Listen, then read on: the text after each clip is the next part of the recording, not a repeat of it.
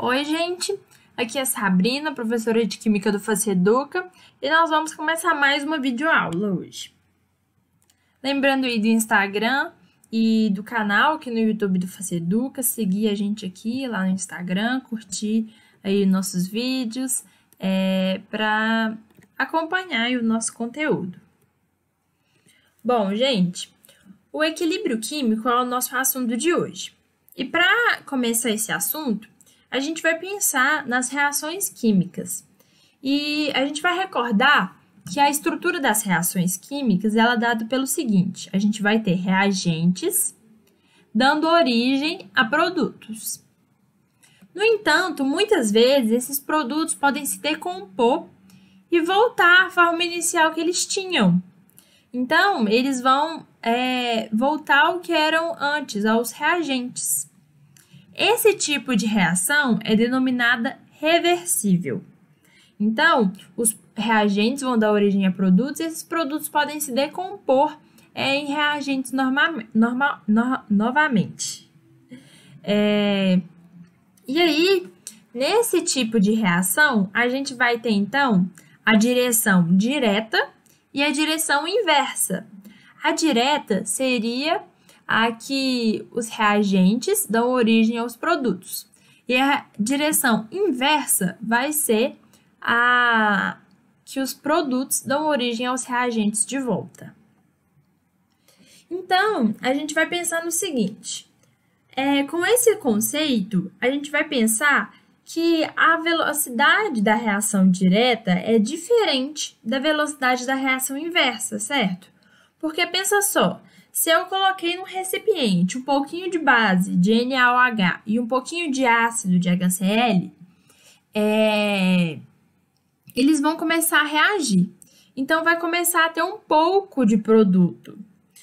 Então, a reação inversa ela não vai conseguir acontecer com muita velocidade, né? Porque eu estou tendo pouco produto no início. À medida que esses reagentes vão sendo consumidos, eu vou tendo mais produto. Então, com mais produto, a reação inversa começa a acontecer, dando origem de volta. Então, quando eu tenho quantidades suficientes de produto se tornando reagente de volta e as velocidades das reações direta e inversa se igualam, a gente tem o equilíbrio químico. Então, o equilíbrio químico é uma reação química reversível em que a reação direta e a reação inversa estão acontecendo na mesma velocidade. Prestem atenção que estamos falando em relação à velocidade e não à concentração de produtos e reagentes. A concentração de produtos pode ser muito maior do que a de reagentes ou a de reagentes muito maior que a de produtos. No entanto, a velocidade das reações direta e inversa devem ser as mesmas para ser estabelecido o equilíbrio químico. Então, se a gente tem o equilíbrio estabelecido, então uma reação química em que as reações direta e inversa estão acontecendo na mesma velocidade, algumas coisas podem perturbar esse sistema e afetar o equilíbrio químico. Quando isso ocorre, a gente fala que o equilíbrio químico foi deslocado. E aí, vários cientistas estudaram sobre o assunto e um deles foi Le Chatelier, que estudou muito sobre o equilíbrio químico. E ele percebeu que quando um sistema que estava em equilíbrio era perturbado, então se fazia alguma coisa ali naquele sistema, aumentava a temperatura, mudava a concentração ou mudava a pressão daquele sistema, ele tentava se ajustar de modo a anular essa perturbação e se ajustar a um novo equilíbrio. Então, essa constatação a partir dos estudos de Le Chatelier teve o nome de princípio de Le Chatelier. E aí agora a gente vai ver o que pode afetar o equilíbrio químico, ou seja, deslocar o equilíbrio químico e o que o sistema vai tentar fazer para compensar esse deslocamento de equilíbrio. Então, gente, Le Chatelier constatou isso.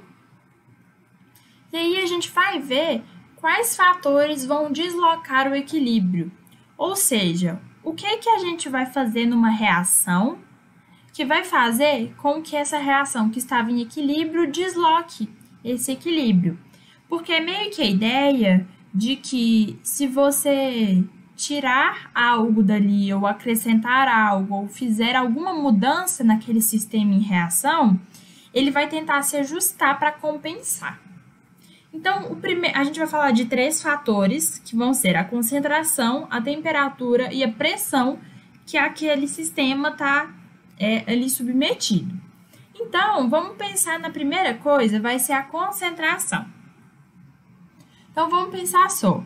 Se ele estava em equilíbrio, então a velocidade da reação direta é igual à velocidade da reação inversa.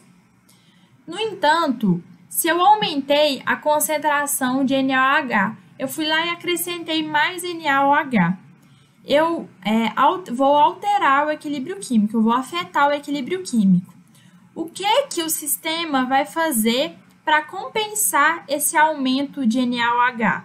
Ele vai consumir a parte que foi adicionada.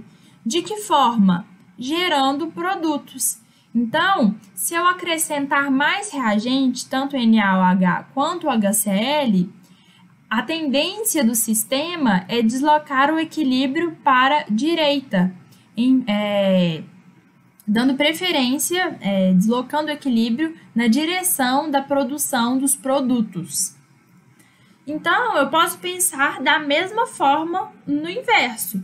Se eu adicionar mais água e NaCl ao sistema que estava em equilíbrio, o equilíbrio vai se deslocar, propiciando a formação dos reagentes de volta.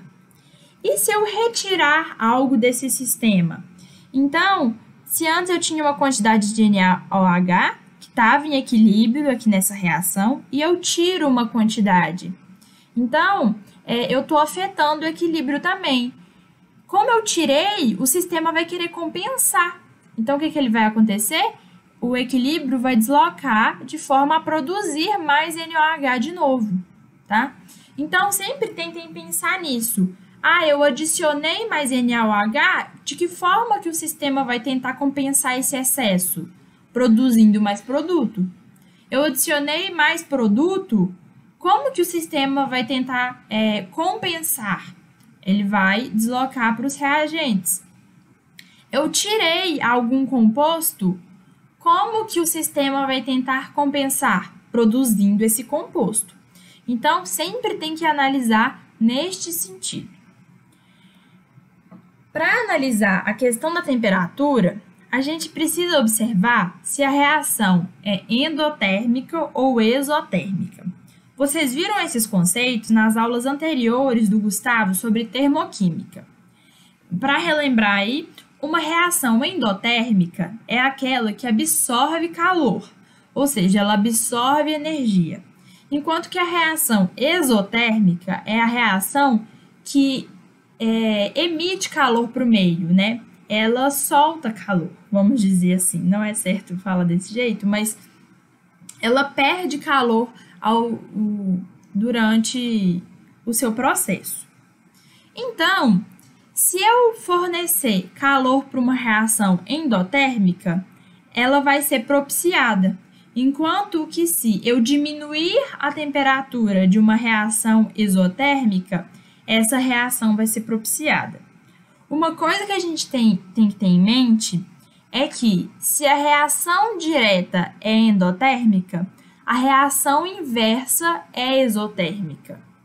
Então, se eu aumento a temperatura, apenas a reação direta vai ser propiciada. Se eu diminuir a temperatura, apenas a reação inversa vai ser propiciada. Então, a gente tem que analisar na reação química se ela é endotérmica ou exotérmica, e a partir disso, a gente vê o que vai acontecer. se eu aumentar a temperatura ou se eu diminuir a temperatura. Eu vou resolver um exercício daqui a pouco para vocês verem esse conceito. Com relação à pressão, a gente vai precisar analisar os índices das reações aqui para a gente compreender. Vamos pensar no seguinte: imagine que a gente tem nitrogênio e hidrogênio em um recipiente. E aí, eu vou tampá-lo com um êmbolo, e aí eu vou começar a pressionar, ou seja, eu vou diminuindo o volume que eu tenho disponível para esses gases aqui. Então, ao pressionar esse êmbolo, eu estou diminuindo o volume e aumentando a pressão do sistema, né? Então, qual que vai ser a tendência? Eu vou ter menos espaço. Então, a tendência é que a gente tenha a presença das moléculas com menor índice. Ou seja, o que a gente tem que fazer? Analisar cada lado da equação química e verificar a soma dos índices gasosos. Lembre-se que a gente tem que somar apenas os índices dos compostos que estão em estado gasoso. Se eu tivesse aqui, por exemplo, água líquida, ela não entraria no nosso cálculo aí. Então, aqui eu tenho 2 moléculas de NH3. Aqui eu tenho 3 moléculas de H2 mais uma de N2. Então, no total, aqui eu tenho 4 e aqui eu tenho 2. Então, se eu aumentar a pressão do sistema, ele se deslocará para o lado de menor índice de componentes gasosos. Ou seja, aqui nessa reação, ele vai se deslocar no sentido direto da reação. Se eu aumentar a pressão do sistema, ela vai se deslocar para o lado de menores índices. Se eu diminuir a pressão, é como se eu estivesse deixando as moléculas mais livres. Então, a reação propiciada vai ser a inversa aqui no caso, né? É como se eu estivesse dando mais espaço, então as moléculas pudessem se separar. E aí, então, a reação inversa é propiciada.